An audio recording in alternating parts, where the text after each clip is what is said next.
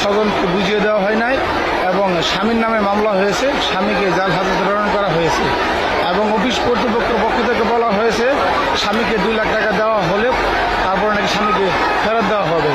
এবং শ্রমিক মারা গেছে প্যানোরামা গার্মেন্টসে, শ্রমিকের স্বামীকে ফাঁসি দেওয়া হয়েছে। লাস্টে এখনও স্বজনকে ফেরত দেওয়া হয়নি। এই আন্দোলনে গাজীপুর বগুড়া বাইপাস প্যানোরামা গার্মেন্টসের শ্রমিকরা অনশন করছে এবং ফ্যাক্টরি ছুটি দিয়েছে, আশেপাশে সকল গার্মেন্টস ছুটি দিয়েছে, কিন্তু শ্রমিককে শান্ত হচ্ছে না।